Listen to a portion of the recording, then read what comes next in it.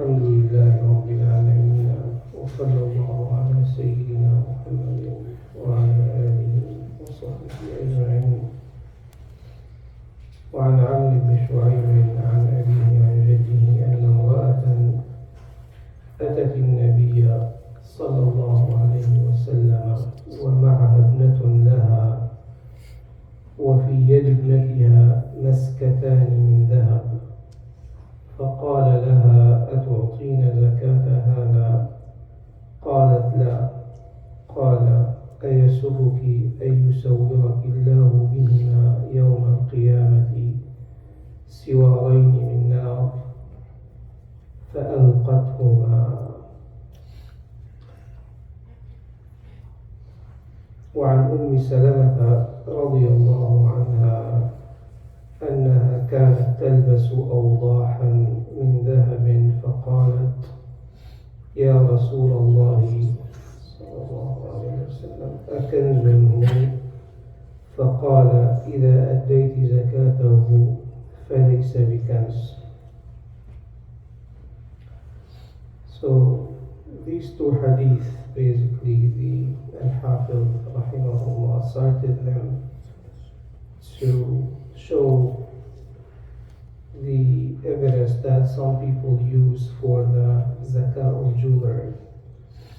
So today inshallah we'll talk with some details about the jewelry that is zakatable, if it is zakatable, and some rules related to that. In the first hadith, a woman came to the Prophet sallallahu alaihi wasallam, and she had a daughter that she was carrying, and she had 2 bracelets from gold. So the Prophet ﷺ asked her, do you give the zakah for this? She said no. So the Prophet ﷺ said, would you be happy that Allah subhanahu wa ta'ala would give you basically a bracelet from fire in the day of judgment? So she threw him away.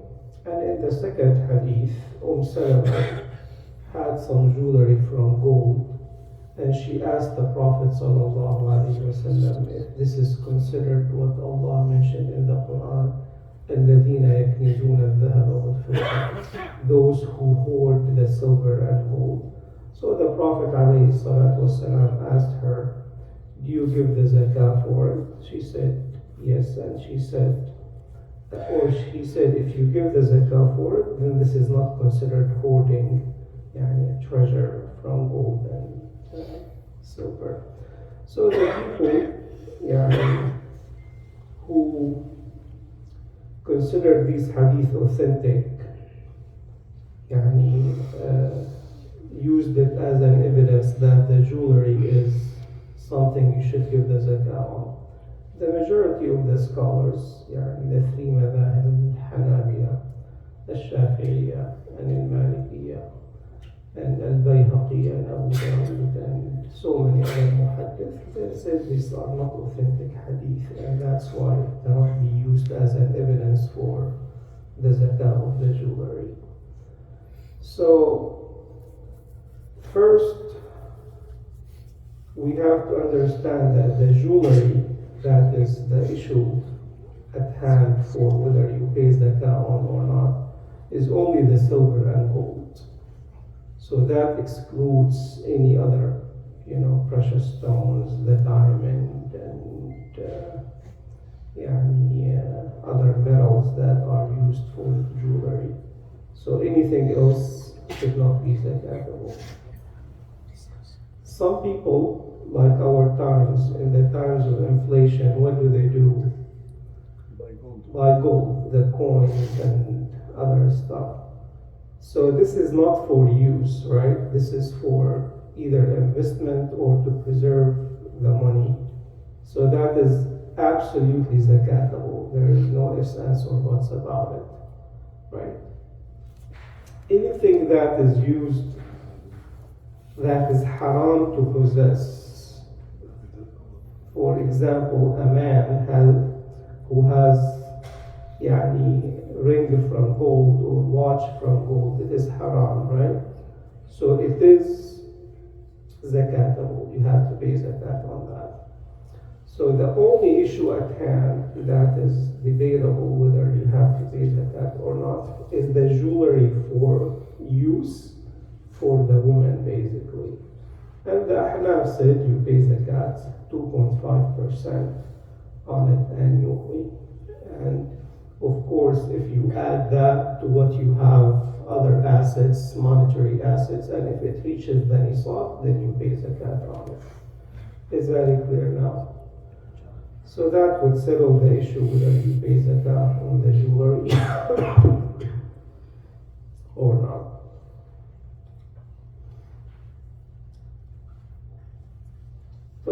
Any questions about this issue before we move on to a different topic? Anything on Hadeeth or what the Sahaba used to do on their lifestyle? Jazakallah khair. So, Aisha, وابن عمر, وجابر, وأنس, والخلفاء الراشدين did not pay zakat on jewelry. So, Ibn Umar, يعني Abdullah ibn Umar radiallahu anhu, he used to gift يعني for his servants and for the women who would get married, يعني thousands worth of jewelry, and he wouldn't pay zakat on it. And Aisha, when she looked after the orphans, she had jewelry for them, and she didn't pay zakat on it. So the third hadith in this matter actually also it's not, he didn't cite it here, but Aisha radiallahu anha كان لها فتخات من ورق, meaning that she had rings from silver she made herself. Also the Prophet ﷺ in that hadith asked that you have to give zakat, but if that was the case she would have paid zakat, right? But she didn't. So, and this is why the majority of the scholars said if it was truly zakatable, then the companions would have paid the zakat. There is a narration, I'm not sure if it's authentic or not. The only Sahabi who was asked about that was Abdullah bin Mas'ud, and he said, you pay zakat on it. That's where the Hanafi. And this is where the Hanafi comes from, basically. So. But فعل الخلفاء الراشدين and the companions, this is almost متواتر that they didn't pay the zakat. ماذا عن الأشياء المذهبة؟ يعني مثلا الأزرار مال الكم مال القميص، يعني فيها مثلا حجر شيء وطلع من الذهب القليل العيار مثل 9 أو شيء، أو شيء من الساعة وفيها الإطار. So we talked about this before. But for the zakat on it or not, if you combine it together and they reach nisab, there is zakat on it. So, translate what you asked. He's asking about some accessories, for example, from silver or gold, or the buttons, or something with low gold percentage. Do you have the zakat or not on it? If you combine them together, and yes, you pay zakat if they're by adding to the other assets they reach the nisab. So Umar bin Abdul Aziz radiallahu anhu, so during his time, or who was before Umar bin Abdul Aziz? Abdul Malik, right? Sulaiman. So I think he's the one who's the first one who decorated the mihrab of the Prophet ﷺ with gold. So Umar bin Abdul Aziz ordered to remove that gold and spend it in charity. So he said, that is not something we do. So they told him that when they do the math and the calculations, it does not reach the mithqal. So it's very, very small amount, so he allowed it. So this is how meticulous he was. I mean the galvanic, you cannot know the weight of that. For galvanic, sometimes they use the gold or the silver, but you cannot know the weight. If it's negligible, insignificant, then it is not something you pay zakat on. But for the accessories, now you have a piece of accessory that is could be 50 grams, could be 100 grams. That's very significant amount. And the buttons are very significant amount as well. So again, when you add them and they reach the nisab, according to the Hanafis, they're zakatable. So anything for use, according to the majority of the scholars, is not zakatable. Does that make sense? So we're talking about the people who use or who say there is zakat on the jewelry. That's their criteria. But the majority of the scholars and the other three madhahib, they don't say you have to pay zakat. So, yes. If you have like 1 kilogram of gold and you rent it to a jewelry shop for a year or two, is the zakah on the rental or on the value of the gold? Say that again. Loudly. If you gave a kilo to a jewelry store to Kilogram of gold.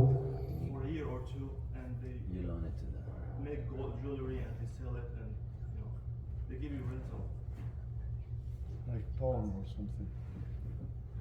So you don't own it anymore because it's gonna perish, right? It's gonna be consumable. No, they're gonna give it to you back after 1 year or 2 or 3 or whatever the contract is. Is that the rental? Yes. That's right.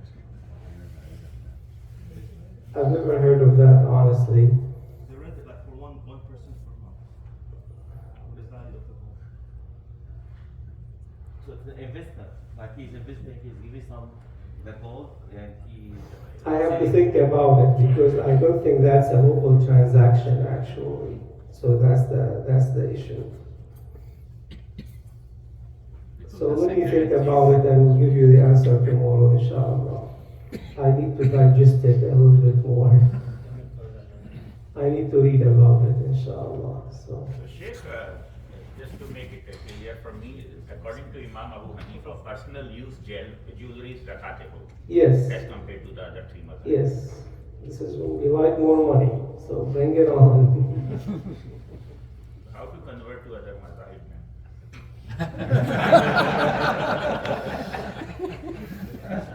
It's funny because one of the tabi'een, I think Bulugh al Maram, he said that he had some jewelry for his wife and he used to pay zakat on it. And after 17 years, I think he said, we almost paid the entire amount of the value of the jewelry. And he's one of the people who used to say that you have to pay zakat on it. But after that, he said, it's like,